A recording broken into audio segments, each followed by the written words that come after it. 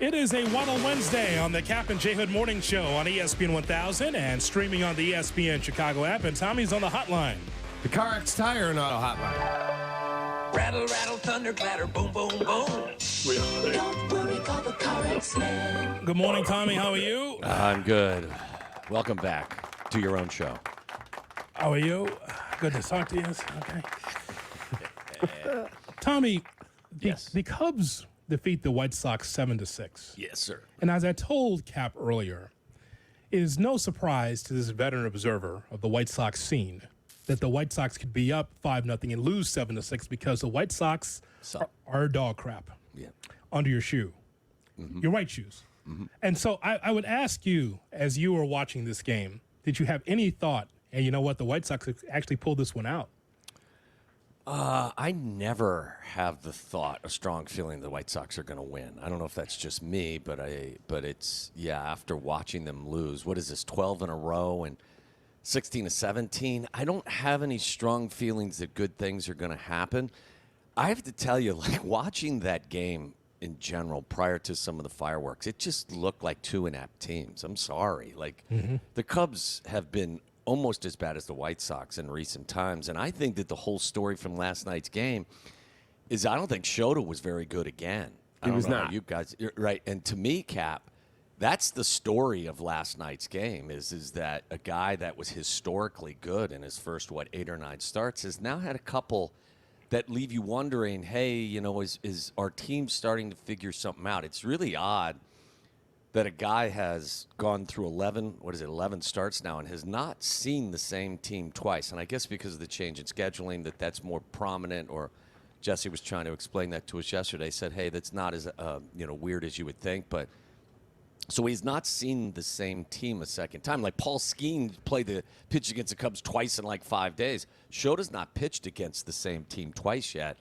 But it just seems like, guys are going to do some film work. And the question I would have is he regressing to the mean, or is this just a blip? So that would be the story I took from last night. Yeah, I was not happy that they gave him a 10-day break when he was scheduled to pitch on Friday. Now, why don't you take the next month Put him off? in the freezer, Cap. Like, he was rolling. Why give him? And I get it. You want to get him some rest over the course of the season, but you could do that later in the year. I don't know why you stop a fast-moving train. Okay, so But just very briefly, I know that you don't take solace in this, but I do. I thought that the key stat for Imanaga is 0 walks, even though he had command problems. that is true. Good point. Okay, Well, you have a free-swinging White Sox team that is just going up there with a blindfold on, a hole in their back.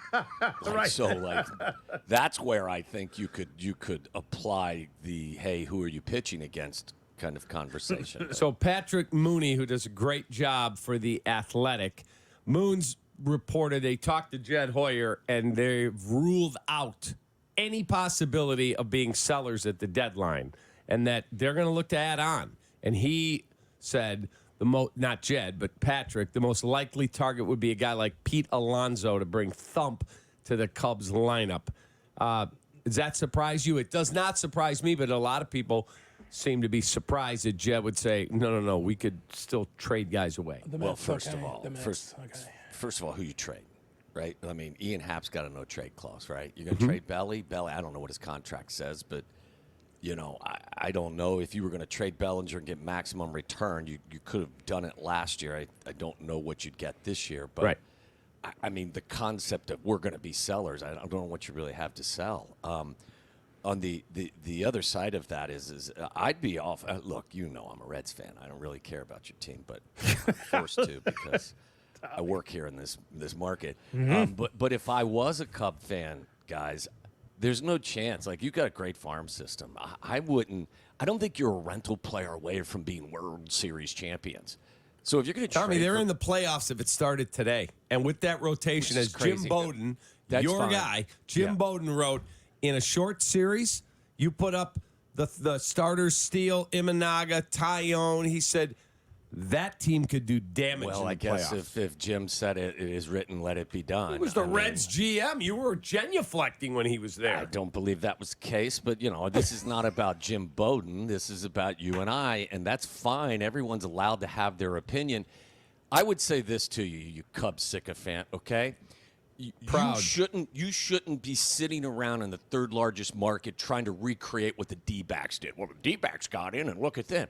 You should be competing with the Yankees and the Phillies and the Dodgers.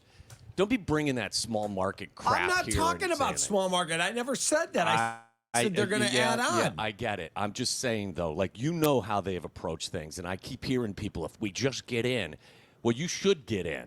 Because this is a mediocre division, and you're the Cubs, and you're in the third largest market. So that's Agreed. fine. Now, back to my point, sir. If I'm trading for Pete Alonso, it's because I'm going to keep him in the fold for more. Because I don't think you're a rental player. This is just me. I'm not Jim Bowden. I don't have the skins on the wall, okay? I don't think you're that team. So if I'm going to trade some of my pieces for Pete Alonso, I want to make sure Pete's with me for a couple of years. You understand what I'm saying? Like, I just don't. I'd be all for it. Pete Alonso in that lineup, absolutely. You could use him. But I wouldn't want to say, hey, Pete came in here. We made it to, we were a game out of the wild card, and now Pete's a free agent. Like, that wouldn't appeal to me. Polar bear coming to town, baby. Well, you better sign him to a couple more years and he just he dropped his agent, signed with Boris, right? He did. So he's going to visit free agency. So I'm just giving you the other side of your coin there. So can I also say something to you guys as well? I heard you say that I heard the question. I do believe that, this is an embarrassment of riches if you want to have that. But look at the comparison between the Bears secondary and their wide receiving core and which would rank higher than the other. Now, first of all, what is the word that the kids use these days? Capping? Or is it? Yeah, capping. Yep. Does that mean trying to sell you on them or giving them their flowers? Like a fib or a lie. Yeah, it's also a very unfortunate term for my partner here to the right, but go ahead. Means no lie. I'm sure I'm getting this term wrong, but I don't normally do this because our industry is filled with a bunch of look at me slappers, okay? So this isn't what I'm normally prone to do. Okay. But I was the one last year in training camp telling you guys that Stevenson was a big physical rookie cornerback that was gonna make a difference right away. I was the one telling you that this secondary, they play with a swagger and they play really good football. I was selling people on that in training camp last year. Yeah. So I haven't been a secondary hater. But guys, Keenan Allen had 108 catches and 1,243 yards and 7 touchdowns last year. DJ had 96 catches for 1,300 yards and 1,364 yards and 8 touchdowns. Roma Dunze in high Division I football had 92 catches for 1,600 yards and 13 touchdowns. Like, it's not a shot at the secondary to tell you that I think that the wide receiving crew is the strongest group in this league. They had 22 interceptions last year, the Bears did. 8 of them came from your linebackers. 14 still really good, but I have no problem telling you guys emphatically that I think the wide receiving core is the ultimate strength of this team. We will see, won't we? Yes, we will. Because that also comes from a depth. We're talking about 5 or 6 difference makers in the secondary. Okay, if not 5 and 6, how about 3 or 4 guys in secondary versus 3 wide receivers for the Bears, because it falls off the table after Dunze and DJ Moore and Keenan Allen. We're just we're just talking about numbers, if nothing else. Yeah, I mean, there's no question about that. Depth is not one of their strengths at that position once you get past 3 guys, but their top 3, wow. You got Jonathan. I was sitting there yesterday, and someone said, "Hey, what was the most memorable thing about yesterday's practice?" I said, after one of the drills, Keenan Allen and DJ Moore were kneeling behind the huddle, just talking football, and I said, wow, as a Bears fan, those guys are on my team. That's the coolest thing I saw yesterday. More with Tommy coming up next on Kap. It's a Waddle Wednesday on the Kap and J Hood Morning Show on ESPN 1000 and streaming on the ESPN Chicago app. Tommy will be with Sylvie 2:30 to 6:30 this afternoon right here on ESPN 1000. Tucupita Marcano, Tommy. Major League Out. Major League Baseball has permanently banned Marcano after determining that the infielder placed hundreds of bets on baseball, including wagers on games involving the Pirates when he was with the team last season. 387 baseball bets, $150,000 in October 2022 from last July through November with a legal sports book. And he is out of baseball How does that strike you? I would say, looking at the bets, first of all, he's bet on baseball, so that's a loss leader. and secondly, he wasn't very good at it. I think a lot of us are not very good at it. But baseball, he decides to bet on. Most people, look, ask Shota's, interpreter, how was he at gambling on anything? Not good. That's why you guys know that's why all the casinos in Vegas have solid gold ceilings and everything looks great, and because we're all going to lose if you bet consistently over the course of time. Look, you know how much I love Pete Rose, okay? Mm-hmm. I can differentiate myself from Pete's not allowed to be in baseball anymore, but he should be in the Hall of Fame, and we don't need to have that tired conversation. But, look, these are rules, and I think that if you break them, this is the consequence. This is the consequence, and and I think that Major League Baseball is actually pretty level-headed about this. The pitcher from the Marlins was betting on a ton of stuff, and it wasn't baseball. So they fined him. I don't believe they even suspended him, but I think they handled it in a reasonable manner, and I don't have any problem with them deciding that, hey, you know what, you're not allowed to be a part of our sport anymore because you gambled on the sport. So, Cap, how do you get away with it? If there was a way to get away with it, if you're Marcano or Kelly, there's a number of these pitchers or players, by the way, that got suspended for a season or for Marcano out of baseball. How can you do it without baseball knowing? You have to have a proxy. Yeah, it would have to be like how deep though is that proxy? Brother. If I call my bro and go, okay, what are we playing tonight? But deeper, and then he does it all. But deeper than that, though, I think, right? Isn't that service level proxy? Don't you need to go like 2 or 3 levels deeper? Yeah, you may. You may have to. I mean, but at the end of the day, I think unless you have wire transfers or you can prove them, it'd be hard to. I think to pin it on you, wouldn't it? I would think, unless you're giving someone a personal check. Right. Like, I know a player, he's long retired, but he had a buddy who had a bookie, and so they would bet football. He didn't bet baseball. Mm-hmm. He was a baseball player.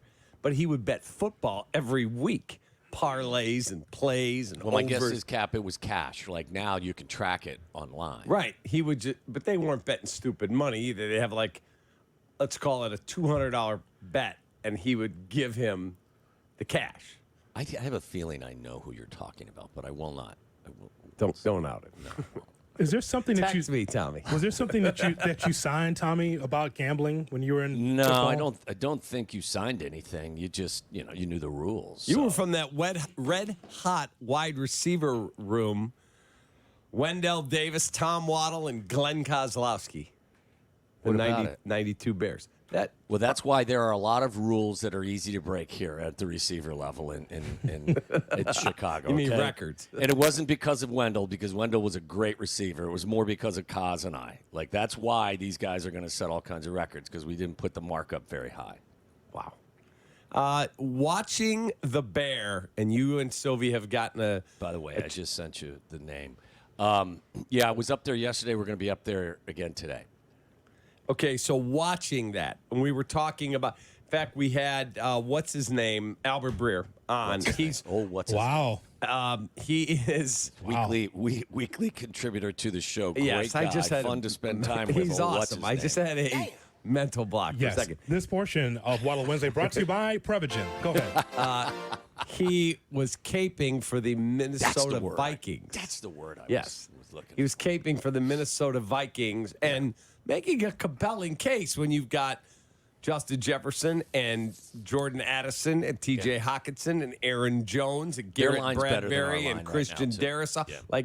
That's a pretty damn good offense there. So after watching the Bear up there, how good do you think this team can be? Oh, Cap, this ain't your first rodeo. It's so hard to tell. I think... Tommy, you were right, by the way. Well, yeah, I knew I was. On your text.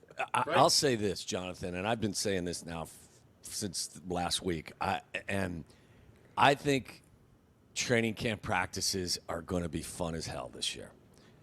And I think it's going to be great for this team because you've got a defense that is riding high. They accomplished a lot of things in the second half of the season. They chirp. They play with a swagger.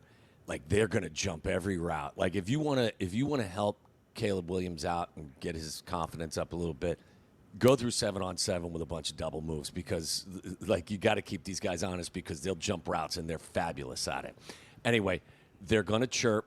They're going to be good. And they're probably, you know how inside a team there can be competition. They're probably tired of hearing all of the lofty praise being, placed on this offense with all the new weapons and the rookie quarterback. Like, they're going to callous his ass, heading into the regular season. And that's a good thing. Mm-hmm. Like, he's going to head into the regular season, I believe, with some humility, because practice is going to be hard day in and day out. And I think that Keenan Allen and DJ Moore and Rome Odunze are going to make that secondary even better. I think yesterday, guys, this is indicative of what's going to happen. So they get ready for 11 on 11. The offense is in the huddle. They break the huddle. The defense, not just the starting 11, the entire defense calls it in to get to get the rally going. Mm-hmm. The offense is standing at the line of scrimmage like, guys, the drill's starting right now. Defense is doing their own thing.